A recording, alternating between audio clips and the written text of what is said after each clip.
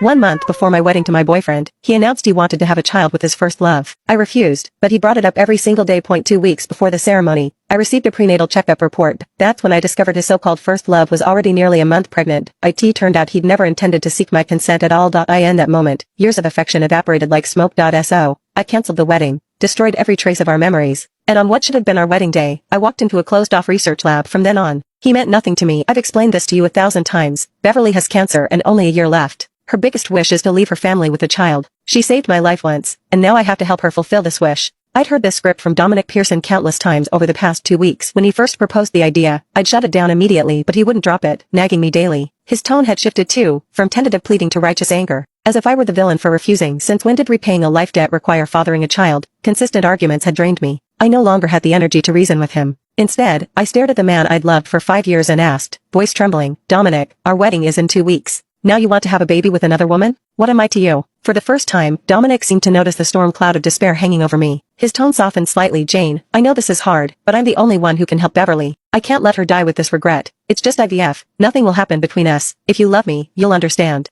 My heart plummeted. It was clear he'd already made up his mind. My feelings were irrelevant. Dominic opened his mouth to continue, but a phone ring cut him off. He glanced at the screen and stepped onto the balcony, watching his retreating figure. I smiled bitterly. Dominic and I had grown up together. Same classes since elementary school, same college. I'd loved him silently for years, but he'd never noticed, until graduation. When he finally acknowledged my devotion and agreed to date. You'd think after 20 years, we'd trust each other completely. Yet in 5 years as a couple, I'd never once touched his phone. He took every call in secret. Once, while he lay feverish in bed, his phone buzzed non-stop. I tried to mute it, but the moment my finger grazed the screen, he woke up and accused me of snooping. No explanation helped. I spent that night alone on the couch. I told myself it was just his guarded nature, that someday, I'd earn his trust. But 5 years changed nothing. Now he wanted a child with another woman. Indifferent to how his actual fiancée might feel. When Dominic returned, he was grinning. He grabbed his jacket and headed for the door. I need to go. Think about what I said. His hurried footsteps echoed. Only one person made him rush like that. Beverly. Sure enough, minutes later, Beverly sent a photo. When I zoomed in, my legs nearly gave out. It was a prenatal report, and the patient's name was Beverly. The listed conception date made my head spin. 3 weeks pregnant, which meant Dominic and Beverly had undergone IVF over a month ago. He'd never planned to discuss this with me, never intended to ask for my consent.